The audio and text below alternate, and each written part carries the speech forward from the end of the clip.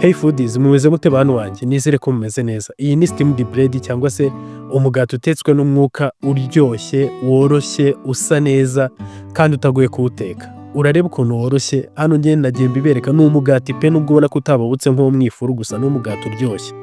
Njye kukwereka ukuntu nawukoze. Niba utarama subscribe kugira utazabicikwa n'utuntu tw'ubwenge nk'utu. Reka mbereke ukuntu nabitetse.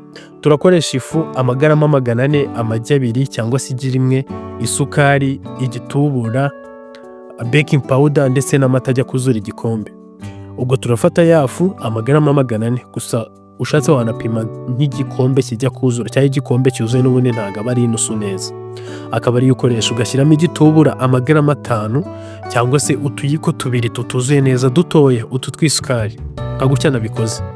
Wamara gushyiramo igitubura ugashyiramo umunyu, nanone akayiko katuzuye neza nyine hafi 1/2 cy'akayiko, ugashyiramo isukari. Hano urakoresha isukari ibiyiko 5 kuko nje nta kibazo ngirana n'isukari rwose. Gusa nyine wumva wowe udakunda isukari nyinshi washyiramo ibiyiko 3 cyangwa 2 by'isukari. Nabwo nyine uburyoshye, ariko ntago uba wumva uryoshye cyane nga gutya. Hanyuma nshyiramo baking powder. Baking powder hano ntago ari ingenzi cyane, ushatse wayihorera rwose. Hano nashyizemo gakeya, utayifite wayihorera, unayifite ugashaka kuyireka ntago aba ari ingenzi mu mugati, hano wayireka ntarebe. Hanyuma nyishyiramo amagarama 3. Ufite umunzani wo mu gikoni cyangwa upima amagarama make, wagenda upima amagarama 3 nyine ya baking powder gutyo, cyangwa se ugakoresha gutya napimye ikiyiko nyine ukabipima nkanjye. Urabivanga neza bya bintu twashyizemo. Ubwo ibiri liquide tubishyiramo nyuma twabanje kuvanga ibi birungo by'amafu cyangwa se izi ingredients z'amafu nyine twashyizemo. Urabivanga neza kugeza byivanze mu ifu neza, warenza ugashyiramo amata hano twakoresha igikombe kijya kuzura. Mbibusa gato, ibitubura biratandukanye. Cyangwa igitubura, hari igitubura uvanga mu ifu nka gutya, hari n'igitubura ubanza kuvanga mu bintu biri liquide uri bushyiremo ifu mbere yo kugishyiramo. Nuko ngo uzajya usoma ikintu avanze mu ifu bacyita instant yeast. Uzajya usoma ku gitubura nyine umenye icyo uri bukoresha. Hanyuma naponze yafu nyine maze gushyiramo igi n'amata, ndabivanga gutyo. Ubwo bitwara umwanya nyine, ariko nyine uragiponda kugeza kinoze neza. Hano nagiye nkiponda n'intoki. Wakoresha intoki, wanakoresha akamamiyo, nzabibereka. N'akamamiyo nyine umera nk'usonga ubugari cyangwa se kubuvuga niba ariko babyita, bikarangira nyine kinoze. Urashyira mu kintu gifunikirwa neza, wangiza ugategereza isaha yose, isaha cyangwa iminota 40. Gusa isaha niyo nziza kugira ngo igitubura gikore. Hano urabona ko igitubura cyakoze. Urakuramo wa mutsima wawe, warangiza ugashyiraho. Hano tugiye gushyiraho amavuta, gusa uramutse nyine ufite butter cyangwa se breba niyo wakoresha nyine, ntukoresha amavuta asanzwe.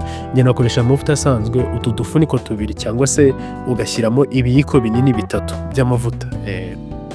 Warenza ukavanga. Nanone hano uragiponda kugeza nyine kinoze, amavuta yivanzemo neza. Mbibutsa ko hano ufite butter niyo wakoresha nyine, niyo nziza. Butter cyangwa se breba niyo washyiramo.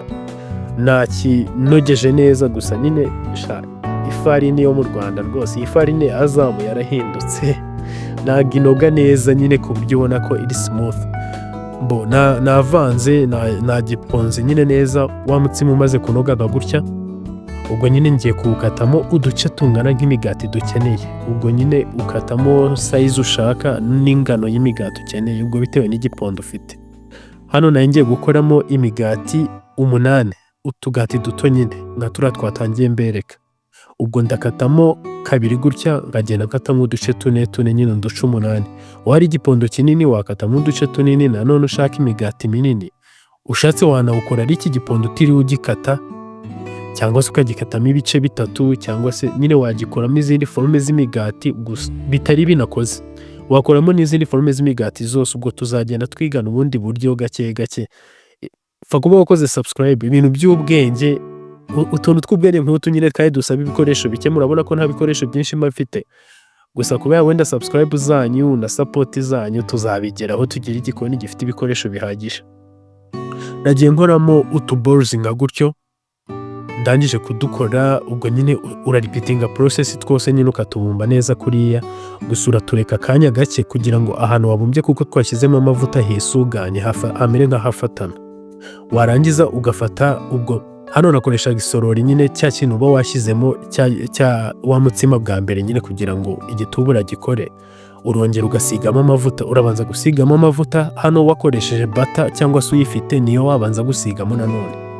Wasigamo amavuta, n'amavuta asanzwe ntari barakora, ni ukugira ngo nyine umugati udashya wafashemo.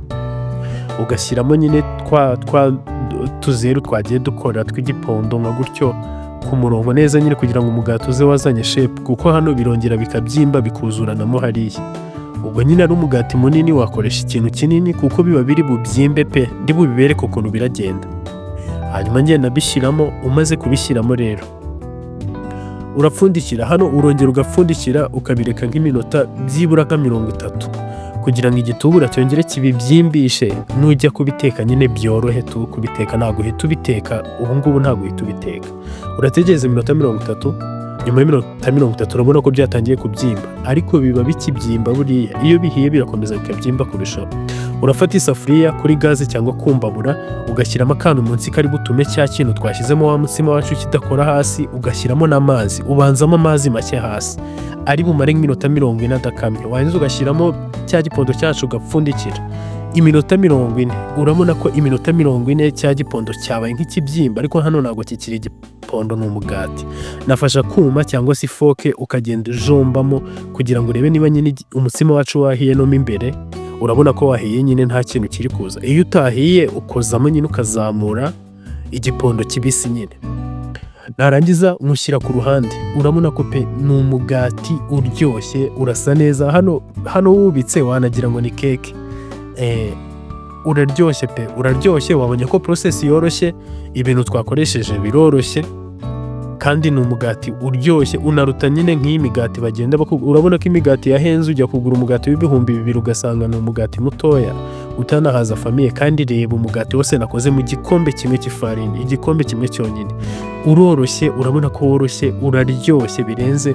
Niba utarakora subscribe uyikore, ume like, unkorere n'agashare cyangwa se wandike muri comment indi recipe nagukorera, cyangwa ume feedback kuri iyi video, dukomeze twigane guteka. Wakoze kureba iyi video no kuma support nyine ku bantu basigaye bakurikirana ibintu byanjye umunsi ku munsi. Tuzajya dupostinga video kuva ku wa mbere kugera ku wa gatandatu buri munsi. Mugira ibihe byiza.